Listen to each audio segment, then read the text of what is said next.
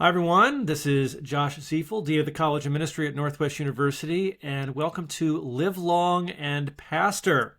Our goal in this podcast is to learn more about ministry from leading pastors as we talk to them about their context, the work they're involved in, and what they have learned and are learning.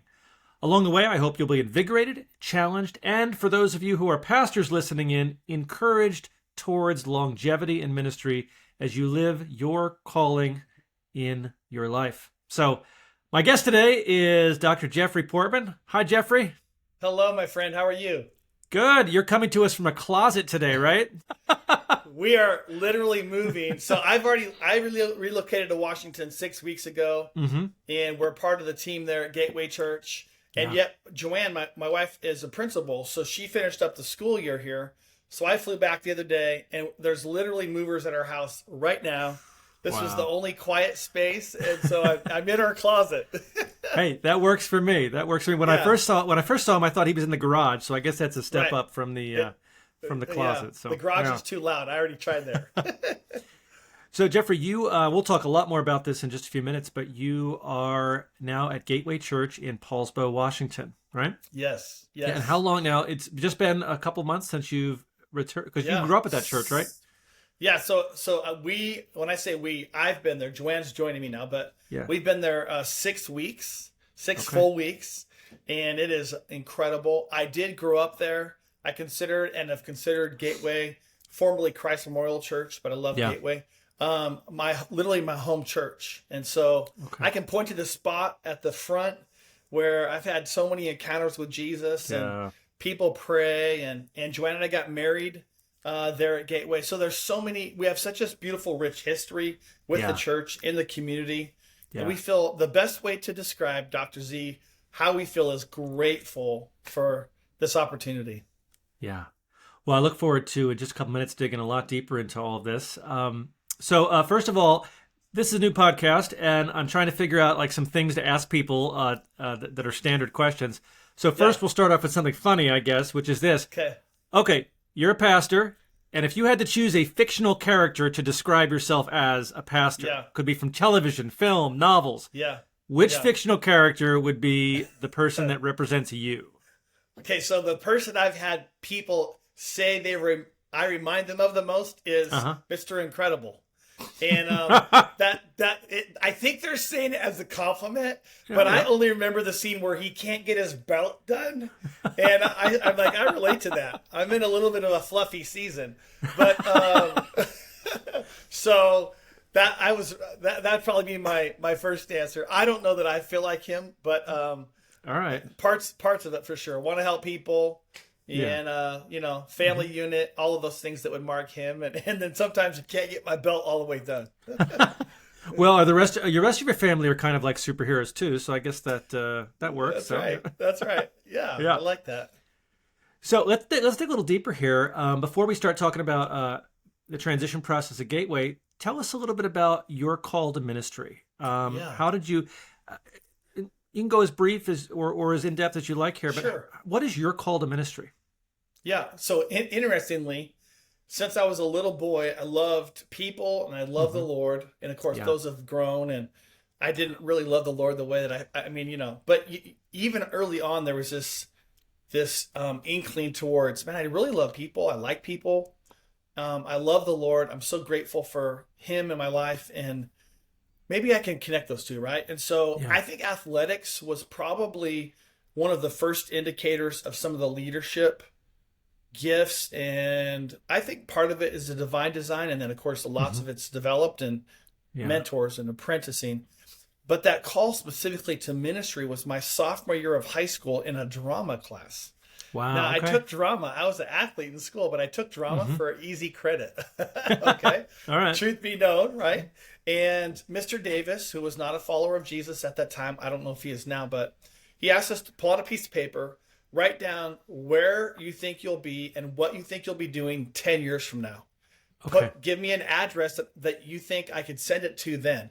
And this actually ended up unfolding. But I wrote on there, I really love the Lord and I love people. I should probably be a pastor. Yeah. This was the first time I ever said that out loud. There was no band, no music, no haze or fog machine, right? It wasn't this overtly spiritual, but it was a beautiful moment where I felt like I think this is what I want to do with my life. Now, that would be confirmed a few times, key times. One of them was at Northwest University in chapel Yeah. on I don't know if it was like a Wednesday chapel day, but I just had this sense, your design, my divine design is to equip and resource and love people for Jesus. So, Yeah. a little bit of a unique starting point. Yeah. And but that's been confirmed, over the years, just that fulfillment, the joy of loving and serving people, and the opportunities that's afforded us has been really incredible. Yeah, it's interesting to hear you say just the love for people. I had someone who's given me a hard time in my life. They said, "You just want to be a pastor because you like people," and I said, "Well, yeah, there's more than that, but certainly I think that's a Sure. significant part of it. We caring about people, and in some ways being energized and engaged by our encounters with them, combined with obviously our love for Jesus and his call to serve them. But yeah, definitely. Yeah. So, Jeffrey, I know you went to Northwest and then you stepped into youth ministry for a season. I think when you and I first met, you were the district youth director for the Assemblies of God network out here. But what has been your journey of ministry up until, I think you said 6 weeks ago? Like, what does that process look like for you? So, we were in youth ministry for 10 years and then became the DYDs. Now I think they call it the network youth director in the Northwest. And that was such a privilege because, we got a front row seat to what God was doing across Washington and North Idaho, and then exposure to just different expressions of the church across the nation.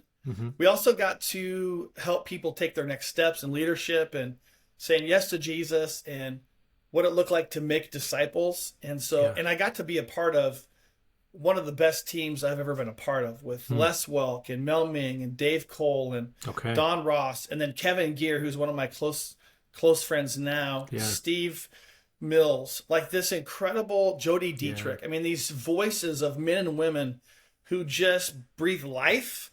It was just this culture of your voice matters and we want to continue to grow. And I think that culture of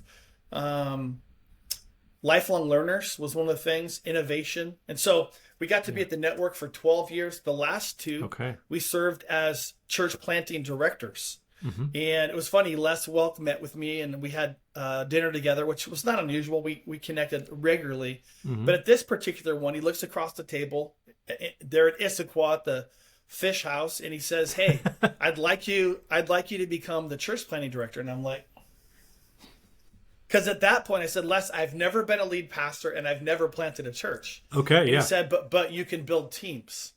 And so that's exactly what I did. I got people who were seasoned church planters, practitioners, and so gathered them together. And now in the midst of that, I started taking what I was selling, and the Lord was stirring our hearts. In fact, a church called us, a great church in the Northwest Ministry Network called and said, "Would you consider being our pastor?" Now that wasn't certain that we would get that opportunity, but would you give your name, right? And so Joanna and I took 3 days to fast and pray. And at the end of that, we felt like door A was you can take this existing church, and the church was 90 at the time, and infuse multiplication DNA into it, which will be really hard. Or door B, which is start a church from scratch with multiplication in its DNA, which will be really hard. So you're just going to choose different versions of two hard things. Pick one. Yeah. And so we chose door B, which was to start a brand new church, New Hope Church. And the vision was 5 and 5. And so that was to plant 5 churches over 5 years. And the Lord allowed that to unfold. And so we were there for 7 years when Doug Clay, our general superintendent for the Assemblies of God, called and said, "Hey, Jeffrey, I was on the lead team for CMN, Church Multiplication Network. And for those who aren't in our denomination or church fellowship, that's the church planting kind of arm of the Assemblies of God nationally, right?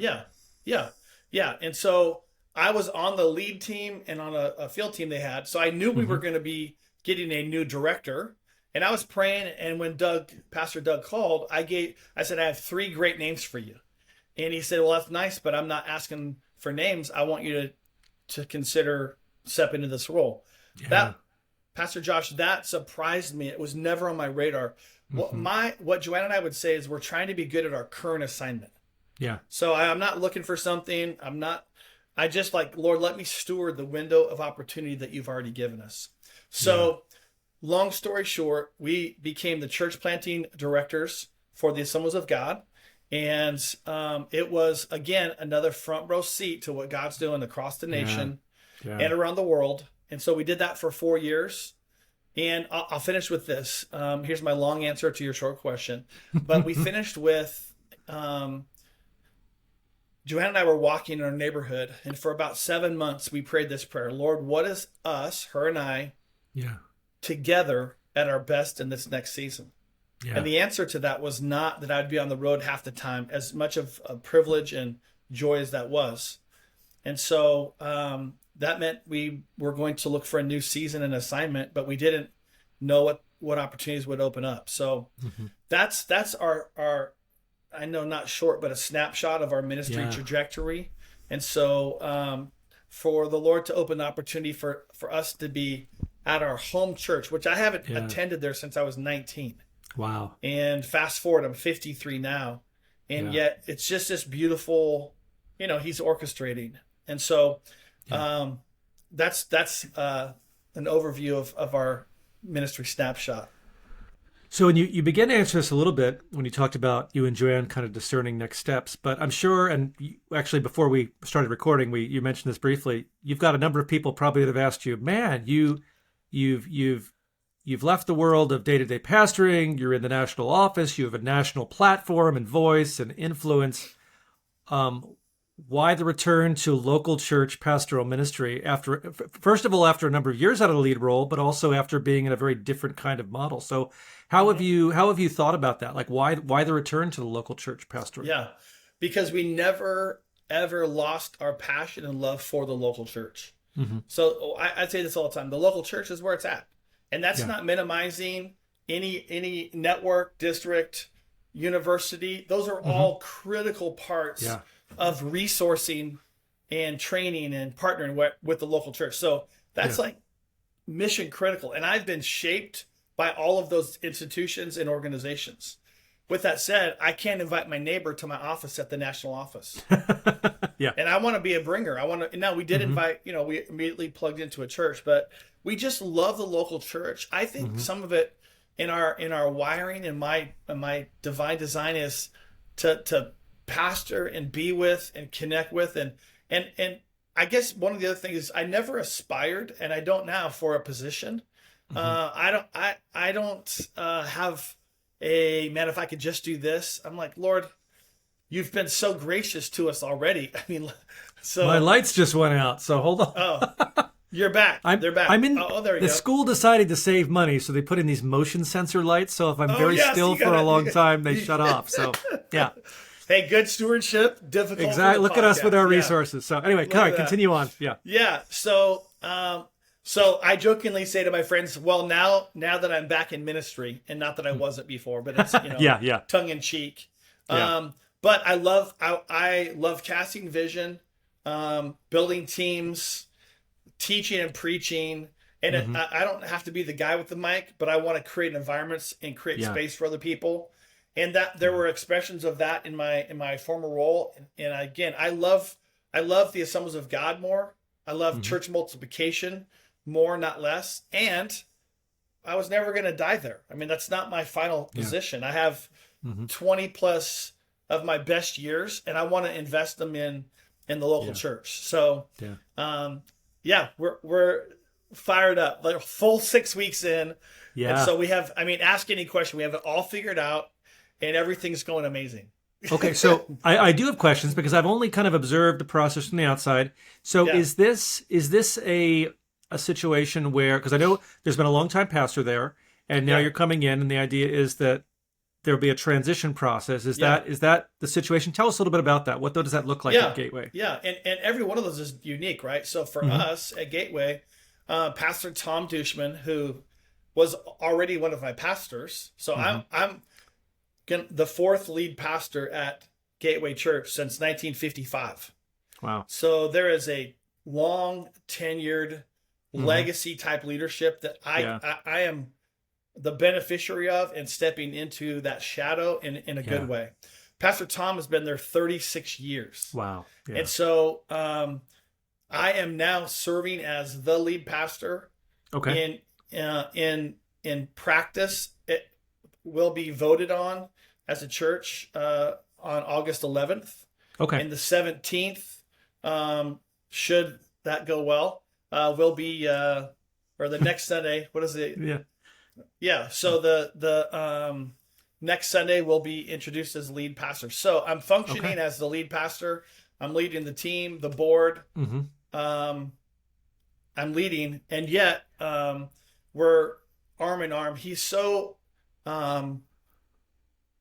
an advocate. One of the things I learned as I was preparing for a transition, and still obviously in the deep depths of throes of it, was something that surprised me. Was the most important factor in a transition. It wasn't what I thought, which would be my assignment of stepping in and leading and serving.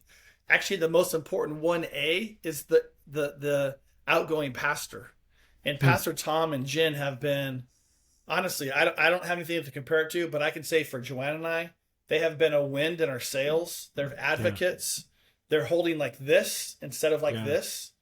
And here's the great thing. I've said publicly and privately, the best way we honor them is to move boldly into the future by faith and to continue to run the race that they've been running, right? Yeah. So, there's a long tenured staff of just high capacity, great people, and all of them now I'm change, right? Even if I'm like not trying to change anything, immediately just my voice, my cadence, my preferences. And so we're just on this beautiful journey of figuring out how do we best make disciples on the peninsula together. So that's where we're at right now. Yeah. So tell us a little more about Gateway, particularly as a church, as a congregation. How would you describe it? And how would you describe it as somebody how would you describe it? And how do you feel like coming in, someone in the community would describe the church? Yeah, that's a great question. So it's Bible preaching, Bible believing, gospel centered, and spirit empowered. The tagline is experience community, find hope. So I would put this language that the two pedals that move the mission of Gateway forward are gatherings and groups.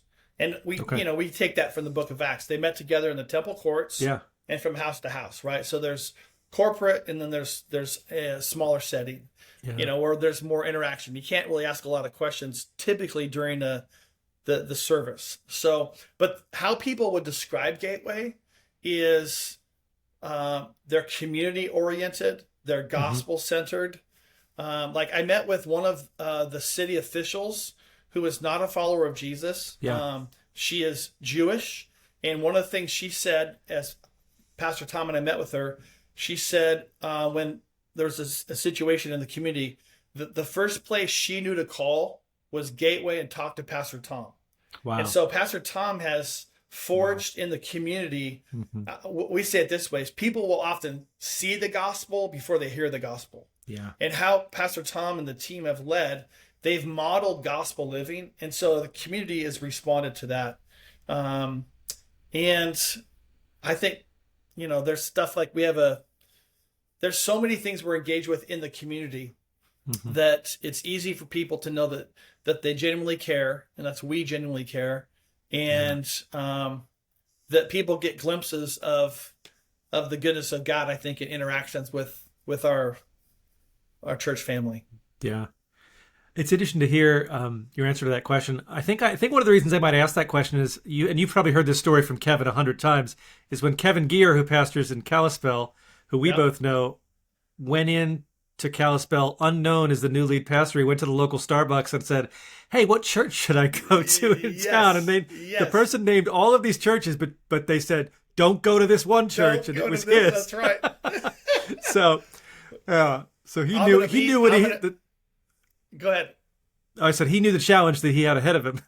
Yes. It's interesting. I've learned so much from Canvas. I go there every year. I'm going to be there in 2 weeks, actually. Okay. And it's one of the dates I kept on my calendar. And Yeah. as I was talking with our search committee and our elders and, process and even our staff, I said, there's a few places where I have, opportunity to minister and speak and teach that I'm keeping on the calendar because I'm going there not just to pour into, but I'm being poured into. I'm learning. And so Canvas is one of those. And Pastor Kevin is, again, just a dear friend. But one of the things I love about Gateway, back to that question, is Gateway, we want to be a learning organization. Yeah. And they've intentionally connected with some other churches. And I think there's just power in that partnership. Yeah.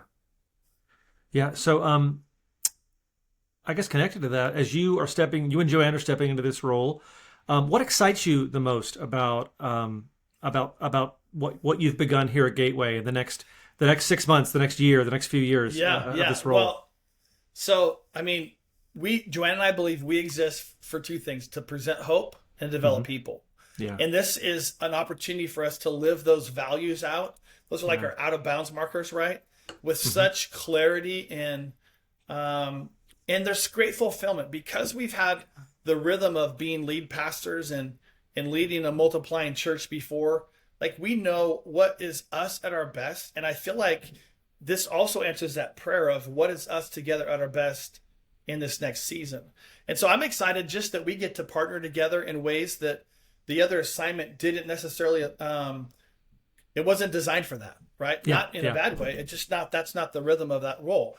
And so I look forward to discipling people. I look forward to meeting with the dude at coffee and talking through faith and growing. I think about some of and I'm not trying to replicate what was, but what I do want to do is live intentionally.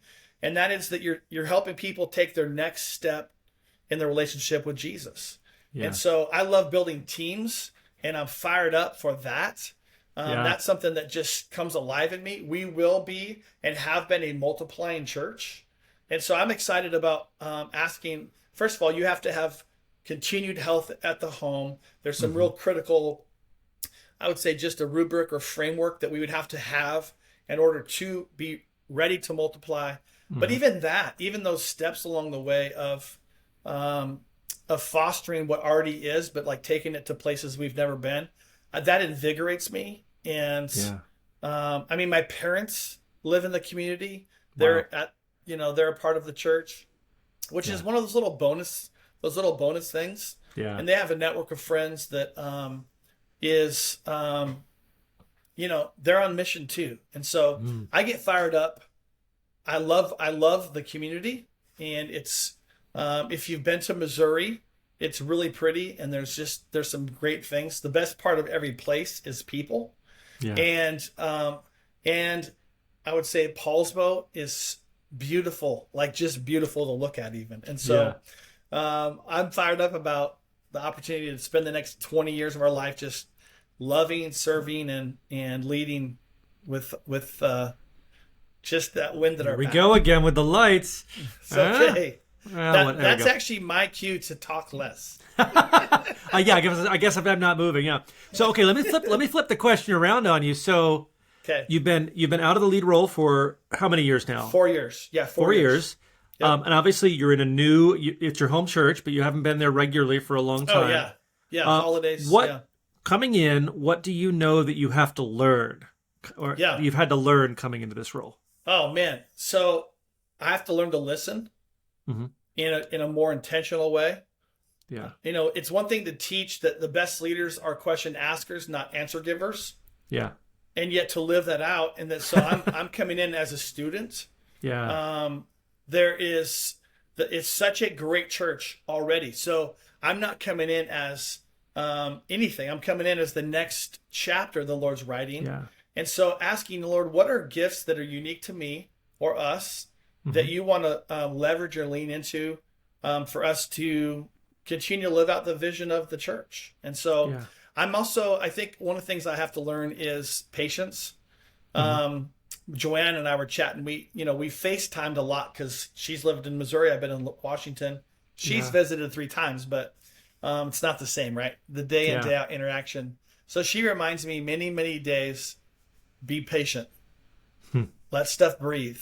And that's another thing that it's one thing to have passion. It's also something to have wisdom and discernment to know when and how to set in motion some of those things that you want to see happen.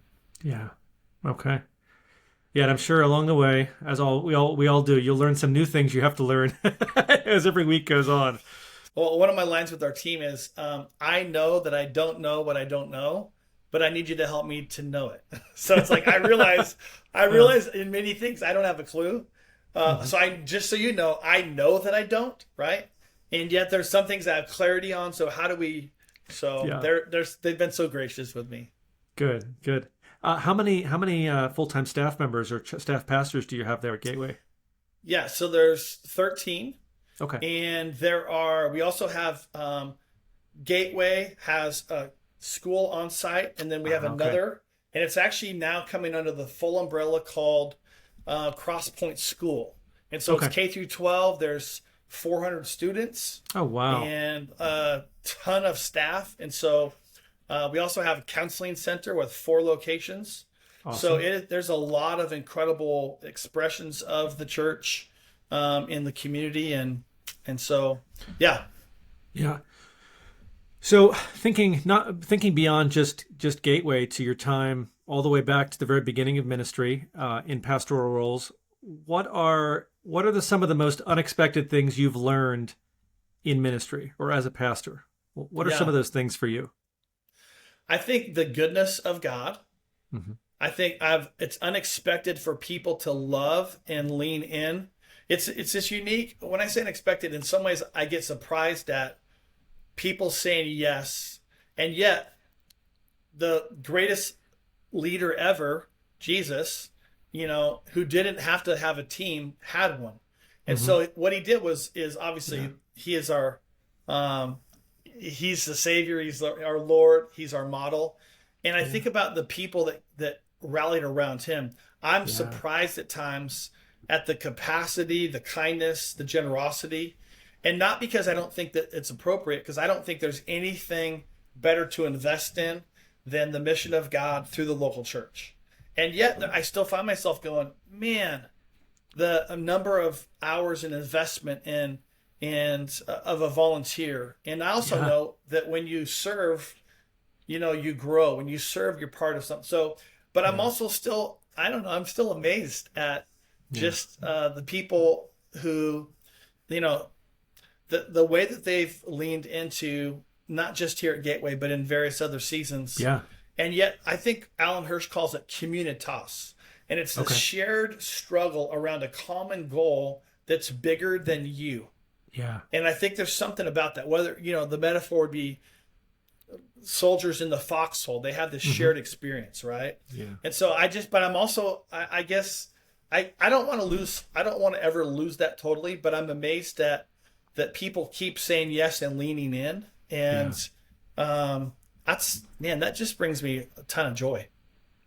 Yeah, I hear that and I feel that, and I've seen that, and I've at different points in my life, you and I have both been those kinds of people who have been in volunteer roles and served. Yes. And, and there's a sense that when you do it, it's work, but it's not drudgery, if that makes sense. It's for good work.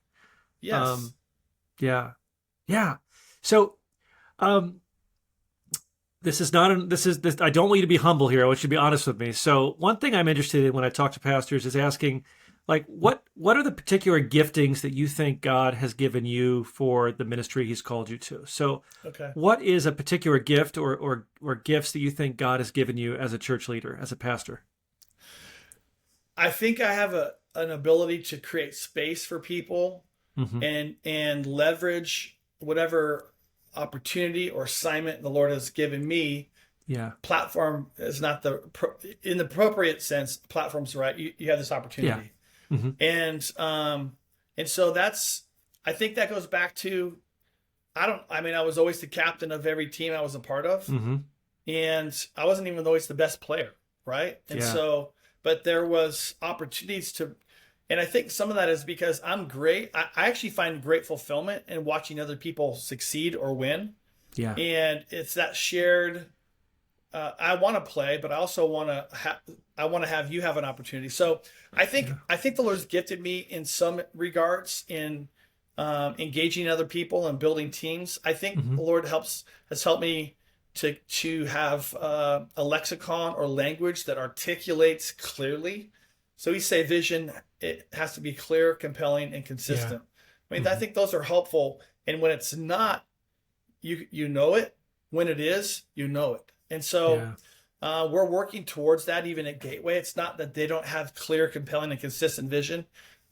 With that is that the language that resounds with me. And so that's something that we're working through right now. But I think those are a couple areas that God's gifted me. Yeah, so I'm curious, and this wasn't one of the questions I'd prepped you for, but I'm just curious because you've mentioned a few times now team building. That it's something that you feel that you've been recognized as having some gifting in, some ability in. Obviously, I use the analogy sometimes. It's a little dated now because I know he's older now, but LeBron James, right? He is. No matter how much I work hard at basketball, I am never going. I mean, especially me, because I'm not an athlete. I could work just as hard as LeBron James, but I would never. I'll never be anywhere near as good as him. And there's a certain sense in which when somebody has a very special gifting for something like building teams or this or that, it's just a special thing. But all of us in leadership I think have a responsibility to figure out how to work well with teams and build teams and do that kind of thing. So for those of us who are in different kinds of leadership roles, pastors, what are some tips or advice you would give for building good, solid teams or building that structure? Yeah. I think maybe even just going back to those 3 C's, which I know they're so basic, but if it's clear to me but not to we, we're in trouble. So getting it where there's clarity amongst, now there'll always be some ambiguity, right? But we're working to be on the same page. The compelling piece, I think everyone wants to give themselves to something or someone. And so there's nothing greater than being on mission with Jesus and watching lives transformed, right? We say this all the time. Jesus isn't our last hope. He's our only hope. So that's the compelling part. And then consistency, you produce over time. I mean, this, you produce over time what you can't immediately. And so I think that's critical. I think believing on people beyond where they're at. And then also not just like, hey, I believe in you, but actually helping equip to a degree, resource them. And I think show them that you believe in them. In other words, don't just say it. But also creating space early in ministry. One of the things I wish I could go back and rewind, right, was I felt like if I didn't have the mic in my hand, I wasn't leading. Well, that's the opposite of what Jesus did. He's like, hey, I'm going to send you out, right? You're my representatives. And so I think one other thing on team building is I think we typically in our culture only celebrate big wins. And most people won't hit a home run, but a lot of people can hit a base hit. Yeah. In fact, 4 base hits is better than 1 home run. Yeah. But it's the home run that's on Sports Center. So we've got to get good at noticing little things, because then you actually get some home run hitters. If whatever you celebrate, people replicate. And so I think that's a critical piece. If you're watching for it, the culture's better. Then, if you see something, say something is language we use. Yeah. And just to operate and to lead through the lens of, I'm assuming that I'm going to catch people doing stuff right rather than policing for what's wrong. Yeah. Good word. So obviously you probably have a lot of thoughts, plans, ideas, hopes, and dreams for Gateway, some of which are not ready for public dissemination yet, or you're still processing through these, Yes. But when you think about your prayer for your first year at Gateway, what are your prayer points, you and Joanne, as you pray for this first year in the role? Yeah. So 2 things specific: that we would lead boldly and we would lead with discernment. And those require each other to be, because you can be bold and run people over. That doesn't honor anybody. Yeah. And you can also be meek, which is like, I think it was Abraham Lincoln that said that meekness is a velvet wrapped brick. So it's soft, but it's also, there's rigidity to it, right? So I think that the opposite of bold, it doesn't honor God either. I don't want to hurt anyone's feelings. Well, I'm tasked and assigned this opportunity. And so I want to lean into that boldly Yeah. because it's gospel centered. And by the way, if Jesus comes back this next Friday, I don't want to have waited to set in motion what Yeah. he asked us to do, right? So I want to be quick to obey, and that's that boldness. But then the discerning is there's the right time, there's the right people, there's even the rhythm of the church. And so I just to walk forward wisely, and that requires that discernment. And I'm so grateful, promise from the book of James, if you lack wisdom, ask God. Yeah. That's me. Lord, give me wisdom. And so I've called, and I'm going to actually be calling all of Gateway, but I've called our elders and our staff to what I call to pray the five. And I'll be quick on that. But here's the five things we're praying for. Salvations. Jesus came to seek and save the lost, right? Amen. Workers. The harvest is plentiful, but the workers are few. We need more. We need layers of leadership. I've been praying for wisdom, and I already referenced that. The fourth thing is provision. And the Lord says, ask, right? Ask, seek, and knock. And provision's more than money, but it also includes those financial resources. And the last of the five is spaces and places. And why that matters is God can use any space. But I think about not just our building of the hundreds of people gathering. I think about the moms at the McDonald's playland with their group of toddlers in the ball pit. God, use that space. Let that space be a space where people are taking steps forward in their faith and building that community. So those are some things that we're fired up and rallying around, is praying the five. Yeah.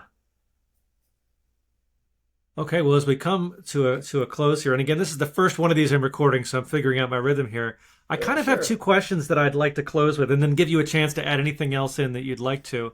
Okay. One of the first of those questions is this. Let's say you have a room full of 10,000 pastors. I mean, you got a stadium of 10,000 pastors. Yeah. And you have 30 seconds or a minute to say something to them. Sure. What would you say to them? This is your tiny TED Talk. What do you say to them? Sure. Okay. So here's what I'd say to them. I would say slow motion is still motion. And most days as pastors, we don't have the evidence of the investment of time and prayer and team building and generosity, but that consistency over time. And I would also say that a delay does not indicate disinterest on God's part. Most of our growth is incremental, not sudden. Yeah. Most of it is measured. And so I would encourage pastors, rather than looking at the final product, enjoy the process, because God's in the midst of that process. Yeah. Yeah. Okay. Second question. Some of this may be something you're sort of thinking about yourself, but also some things that you've experienced and some things you've seen in some of your peers or mentors. What would you say to encourage pastors for the long haul in ministry, for longevity and persistence? What would you say, or what would you add there? Yeah. So 3 thoughts on that. Don't go alone. Take your day off, and remember to laugh. And I say that because we were not designed to go alone. From the beginning, Adam is alone, and God's like, man, it's not good for man to be alone. I'm going to make a helper suitable for him, right? The wisest man ever, though he had some relational issues, Solomon says two are he needed to be alone a little more, I think, is his problem. That dude was never alone. 900 concubines. Come on, what's going on? But 2 are better than 1, for they have a good return for their work. So take your day off. I mean, the rhythm of rest is worship. And it really it's preparation to get back in the battle, right? And then keep laughing. One of the things Joanne said to me, like 4 years into planting New Hope, and we had multiplied, and like from the outside, everything was popping, and it was. Yeah. And she said, "You don't even like life anymore. I haven't heard you laugh for a long." And here's my response, Dr. Z. I was like, "What are you talking about?" Like, my face indicated everything she was saying was true, and I had stopped laughing. Some of the joy had shifted, and it was like you just can get immersed in something, and so just laugh. I mean, there's joy. The joy of the Lord is our strength, and I just Nehemiah's. I mean that's surrounded by them repairing the wall, right? I mean, they're in the midst of heavy lifting, a part of a miracle. Yeah. 52 days it's restored, and yet that beautiful verse, the joy of the Lord is our strength. I think there's power in that. So those are the three. Don't go alone. Take your day off and keep laughing and lean into joy. Okay. All right. Well, I received that myself, so I will take that as well. So as we're just about done here, just obviously we talked about Gateway a little bit about your journey, your thoughts, anything that comes to mind that you'd like to add as we close here. Oh man. Well, first of all, thanks for letting me be a part, and I've loved and respected you up close and from afar. I remember meeting when you were at Princeton, and when you were youth pastor in there, and I think. I don't know. I might have told you this once. You were speaking at a summer camp when I was youth pastor, and I was just there with my youth group, some kids, and serving as a counselor or whatnot. And I don't remember what we prayed about, but there was a time maybe with the leaders beforehand, and you were just praying for the youth pastors. I remember this is maybe the first time I met you. You came over, laid hands on me, and just prayed for me. And so that was our first encounter. They were meaningful, I think. And then later on that we got to work together here and connect. It's been great. Yeah. I love it. So I don't have any closing wisdom for you. I would just say, make sure you enjoy the journey, because you can't go back, but you can go forward. Yeah. And sometimes ministry is hard, and so is everything else. And so, yeah. I mean, I have friends that are plumbers, business owners, and and so like I think how we love and live is contagious. And so, man, enjoy the journey. Yeah. Okay. Well, let's say people like what they hear here. They want to find out more about you, maybe hear some preaching or teaching that you've done. Where can people find you on the internet? So gatewayNK.com. Our long one is gatewayfellowship.com. We couldn't find a longer one, so we went with that. Yeah. And so, and then, on any platform, it's my name. It's Jeffery Portmann with 2 N's. So the first name's always misspelled. The last name's always misspelled. / my middle name is Scott with 1 T. So I had no shot, and I didn't choose any of those. You were the only person I've ever met with Jeffrey spelled that way, I think. So I always have to, correct myself a little bit. Didn't even do drugs. They're like just normal people. Like, how did you choose that? So... Yeah. Well, it works. Well, cool. Right. Again, thanks so much for being with us. It's been fun, and look forward to connecting now that you're back in the area. For sure. Appreciate you, Dr. Ziefel. All right. Thanks, Dr. Portmann. Bye-bye.